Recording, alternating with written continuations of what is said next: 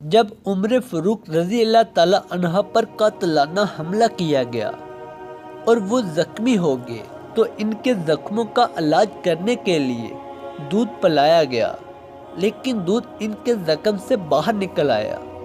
اس پر طبیب نے کہا، اے امیر المومنین، آپ کی زندگی کے دن محدود ہے، وصیت کر لیجئے۔ عمر رضی اللہ تعالیٰ عنہ نے اپنے بیٹے عبداللہ کو بلایا اور کہا، حذیفہ بن یمان کو میرے پاس لے آؤ۔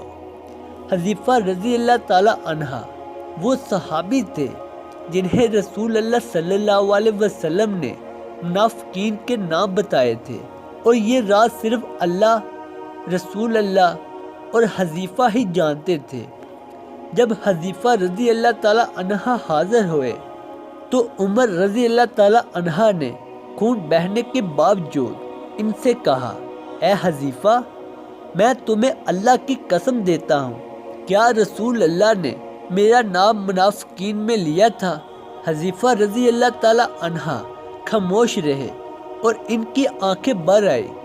عمر رضی اللہ تعالیٰ عنہ نے اصرار کیا، اللہ کے لیے بتاؤ، کیا میرا نام لیا تھا؟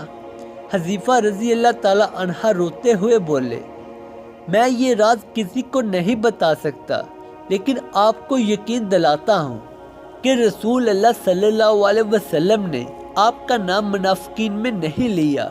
یہ سن کر عمر رضی اللہ تعالیٰ عنہ نے اپنے بیٹے عبداللہ سے کہا، اب دنیا میں میرے صرف ایک ہی خواہش باقی رہ گئی ہے۔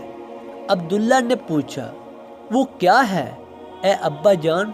عمر رضی اللہ تعالیٰ عنہ نے کہا، عائشہ رضی اللہ تعالیٰ عنہ کے پاس جاؤ اور ان سے کہو کہ عمر بن خطاب سلام کہتا ہے، اور یہ نہ کہنا کہ امیر المومنین سلام کہتا ہے، کیونکہ میں آج کے دن مومنین کا امیر نہیں ہوں۔ اور ان سے کہو کہ عمر درخواست کرتا ہے کہ اسے اپنے دونوں ساتھیوں رسول اللہ صلی اللہ علیہ وسلم اور ابو بکر صدیق رضی اللہ تعالیٰ عنہ کے ساتھ دفن ہونے کی اجازت دی جائے۔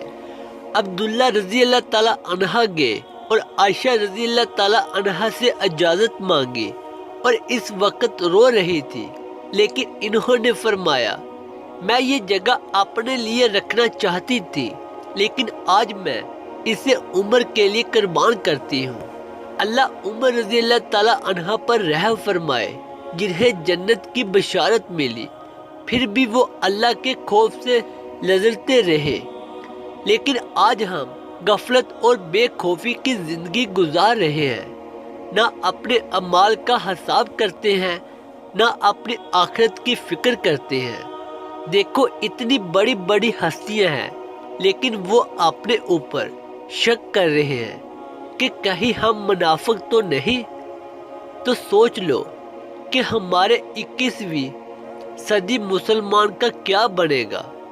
دعا ہے کہ اللہ تعالی ہم سب کو اس پر عمل کرنے کی توفیق عطا فرمائے۔